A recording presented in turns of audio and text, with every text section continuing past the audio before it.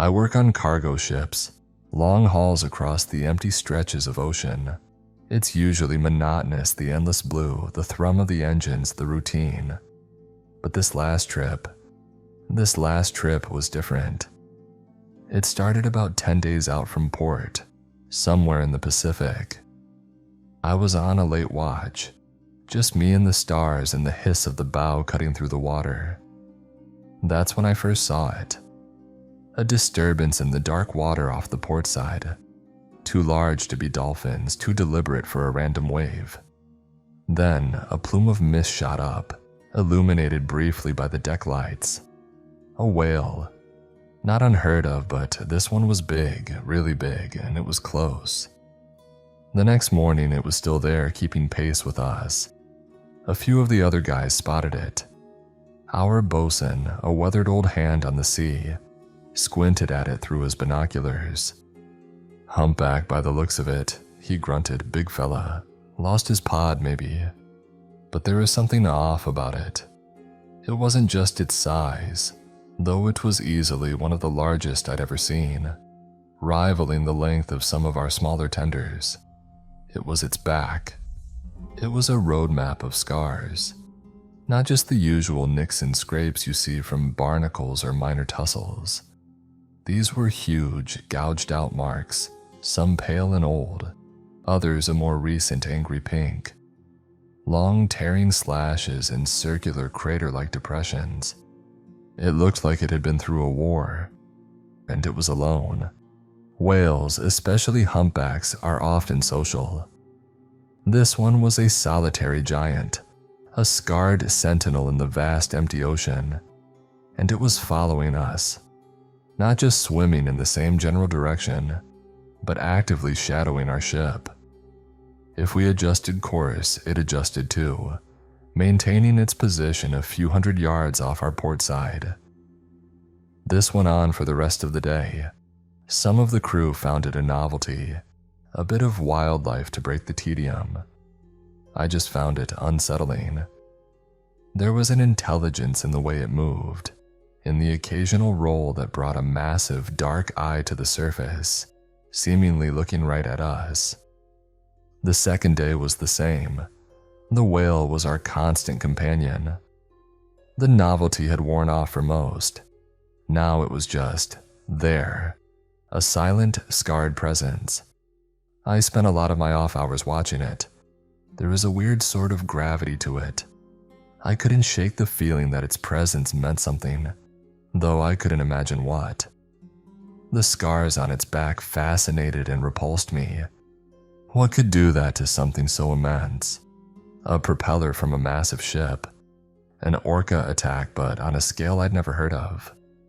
Then, late on the second day of its appearance, something else happened. Our ship started to lose speed. Not drastically at first, just a subtle change in the engine's rhythm, a slight decrease in the vibration underfoot. The chief engineer, a perpetually stressed man, was down in the engine room for hours. Word came up that there was some kind of issue with one of the propeller shafts, or maybe a fuel line clog. Nothing critical, they said, but we'd be running at reduced speed for a while, at least until they could isolate the problem. That's when the whale's behavior changed. It was dusk. The ocean was turning that deep, bruised purple it gets before full night. I was leaning on the rail watching it. The ship was noticeably slower now, the wake less pronounced. Suddenly, the whale surged forward, closing the distance between us with alarming speed. It dove, then resurfaced right beside the hull, maybe 20 yards out. And then it hit us. The sound was like a muffled explosion, a deep, resonant thump that vibrated through the entire vessel. Metal groaned. I stumbled, grabbing the rail. On the bridge, I heard someone shout. The whale surfaced again, its scarred back glistening, and then with a deliberate, powerful thrust of its tail, it slammed its massive body into our hull again. Thump. This time alarms started blaring. What in the hell? Someone yelled from the deck below. The captain was on the wing of the bridge, her voice cutting through the sudden chaos. "All hands, report!" What was that? The whale hit us a third time. This wasn't a curious nudge. This was an attack. It was ramming us. The impacts were heavy enough to make you think it could actually breach the hull if it hit a weak spot. Panic started to set in.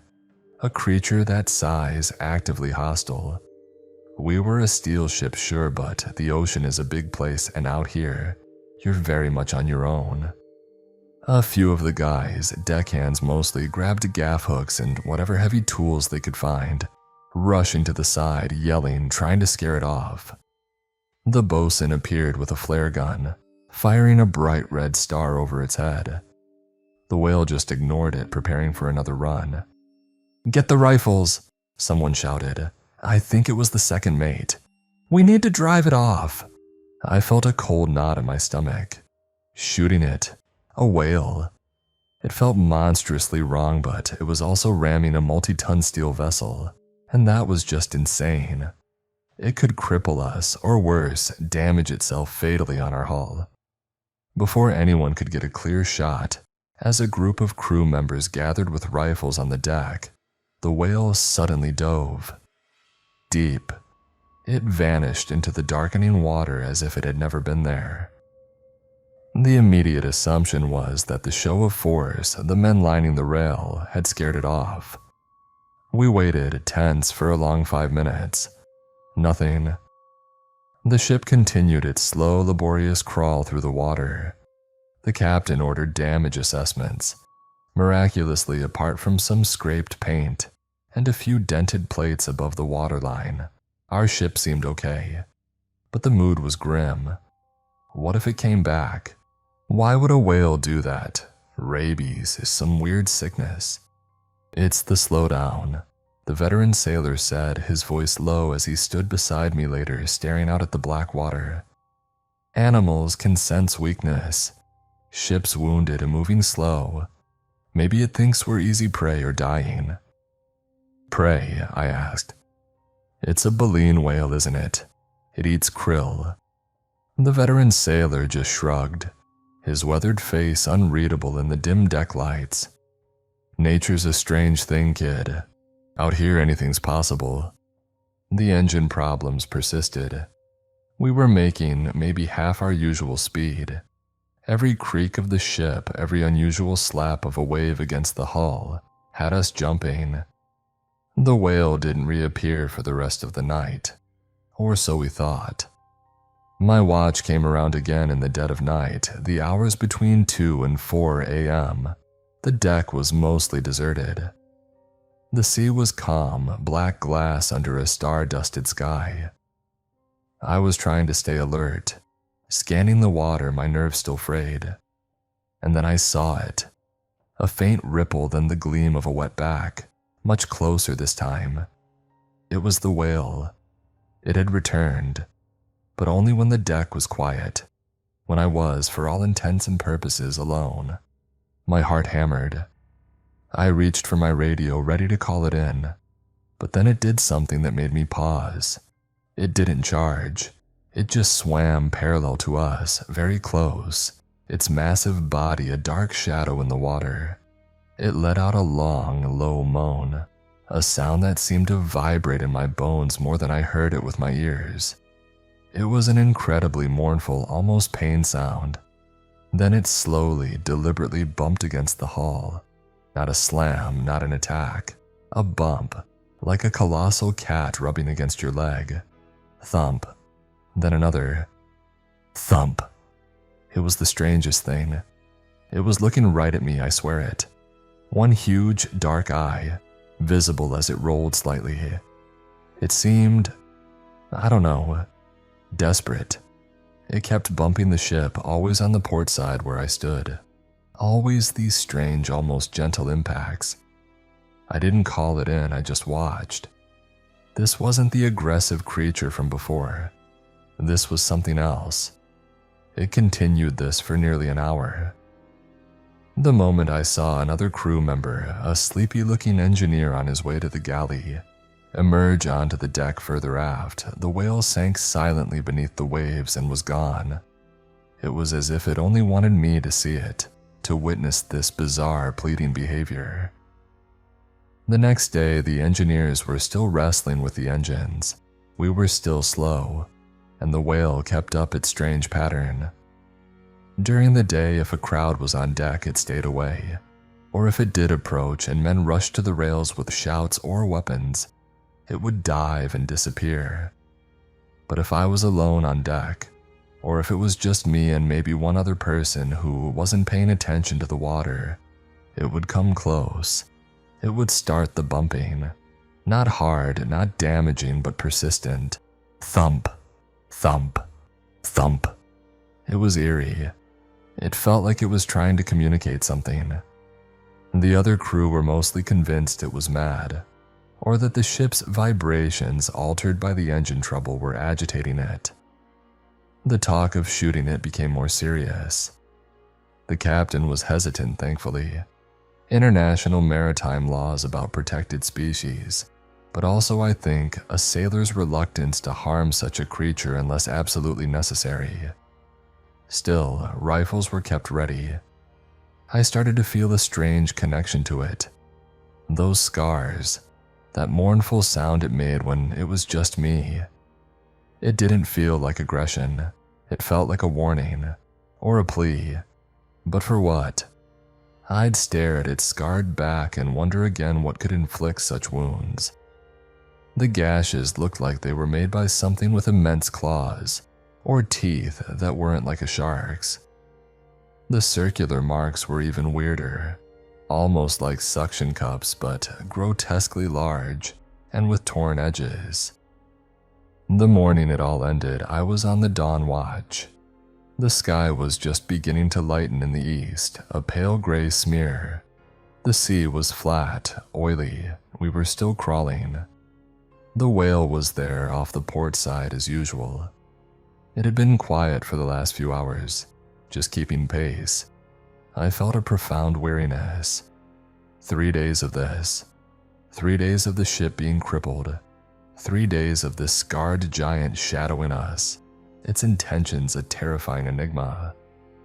I remember sipping lukewarm coffee, staring out at the horizon when I saw the whale react. It suddenly arched its back, its massive tail lifting high out of the water before it brought it down with a tremendous slap. The sound cracked across the quiet morning like a gunshot. Then it dove, a panicked, desperate dive. Not the slow, deliberate submergence I was used to.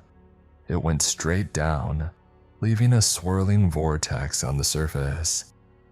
"What the hell now?" I muttered, gripping the rail. My eyes scanned the water where it had disappeared, and then I saw it. Further back, maybe half a mile behind us, something else was on the surface. At first, it was just a disturbance, a dark shape in the gray water. But it was moving fast, incredibly fast, closing the distance to where the whale had been. It wasn't a ship. It wasn't any whale I'd ever seen. As it got closer, still mostly submerged, I could see its back.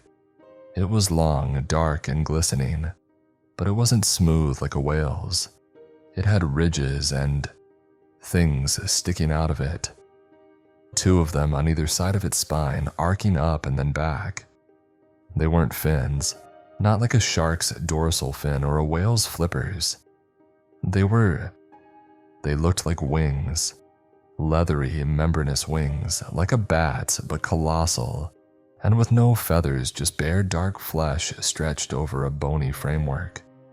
They weren't flapping, they were held semi-furled against its back, cutting through the water like grotesque sails.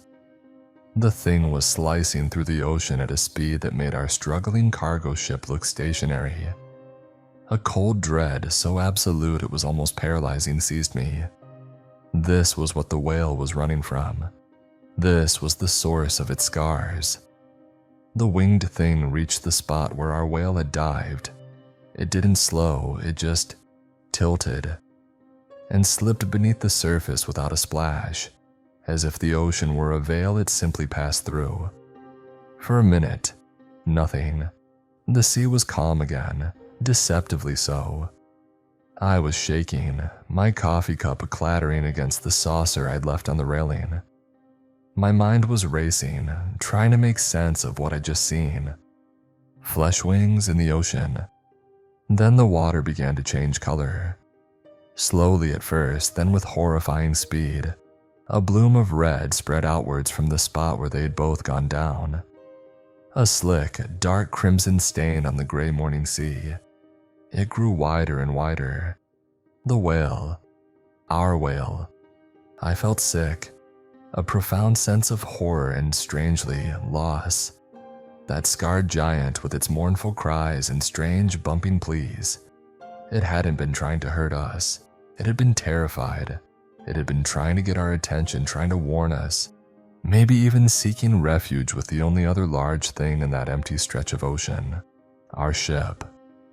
And when we slowed down, when we became vulnerable, it must have known we were drawing its hunter closer. Or maybe it was trying to get us to move faster to escape. The slamming, it was desperate. The blood slick was vast now, a hideous smear on the calm water. I wanted to look away, but I couldn't. My crewmates were starting to stir, a few coming out on deck, drawn by the dawn. I heard someone ask, "What's that oil spill?" I didn't answer, I couldn't. I was still staring at the bloody water, a good quarter-mile astern now as we slowly pulled away. And then something broke the surface in the middle of it. It rose slowly, terribly. It wasn't the whale. First, a section of that ridged, dark back. Then those hideous, furrowed wings of flesh. And then, its head. Or what passed for a head. There were no eyes that I could see. No discernible features, really, except for what was clearly its mouth. It was a hole. A vast circular maw big enough to swallow a small car. And it was lined, packed with rows upon rows of needle-sharp, glistening teeth, some as long as my arm. They weren't arranged like a shark's in neat rows. They were a chaotic forest of ivory daggers, pointing inwards. The flesh around this nightmare orifice was pale and rubbery, like something that had never seen the sun. It just was. A vertical abyss of teeth hovering above the blood-stained water. It wasn't looking at the ship, not in a general sense. It was higher out of the water than I would have thought possible for something of that bulk, without any visible means of buoyancy beyond the slight unfurling of those terrible wings, which seemed to tread water with a slow, obscene power. It rotated slowly, and then it stopped. And I knew with a certainty that froze the marrow in my bones that it was looking at me. There were no eyes. I will swear to that until the day I die. There was nothing on that featureless, toothed head that could be called an eye. But I felt its gaze, a cold, ancient, utterly alien regard. It wasn't curious, it wasn't even malevolent, not in a way I could understand. It was like being assessed by a butcher, a focused, chilling attention right on me standing there on the deck of our vessel. Time seemed to stop. The sounds of the ship, the distant chatter of the waking crew, faded away. It was just me and that thing, staring at each other across a widening expanse of bloody water. I could feel my heart trying to beat its way out of my chest. I couldn't breathe. Then the chief engineer came up beside me, the same one who'd been battling our engine troubles. "God Almighty," he whispered, his face pale. "What in the name of all that's holy is that?" The spell broke. The thing didn't react to the chief. Its focus, if that's what it was, remained on me for another second or two. Then, with a slow, deliberate movement, it began to sink back beneath the waves, its toothed maw the last thing to disappear into the red. The captain was on the bridge wing, binoculars pressed to her eyes, her face a mask of disbelief and horror. Orders were shouted. "Full power, get us out of here, whatever you have to do, Chief, give me everything you've got." Suddenly, the engine problem that had plagued us for days seemed less important. Miraculously, or perhaps spurred by the sheer terror of what we'd just witnessed, the engines roared to life, the ship shuddering as it picked up speed, faster than it had moved in days. No one spoke for a long time. We just stared back at the bloody patch of water, shrinking in our wake. The silence was heavier than any storm. The realization hit me fully then, like a physical blow. The whale, the scars, the way it only approached when I was alone bumping the hull moaning. It wasn't trying to hurt us. It was running. It was terrified. It was trying to tell us, trying to warn us. Maybe it even thought our large metal ship could offer some protection, or that we could help it. When we slowed down, we became a liability, a slow-moving target that might attract its pursuer. Its frantic slamming against the hull when the ship first slowed. It was trying to get us to move, to escape the fate it knew was coming for it. And it had singled me out for some reason. Maybe I was just the one on watch most often when it was desperate. Maybe it sensed. I don't know, I don't want to know. The rest of the voyage was a blur of hushed conversations, wide eyes, and constant, fearful glances at the ocean. We reported an unidentified aggressive marine phenomenon and the loss of a whale. But how do you even begin to describe what we saw? Who would believe it? The official log was sanitized. We made it to port. I signed off the ship as soon as we docked. I haven't been back to sea since. I don't think I ever can.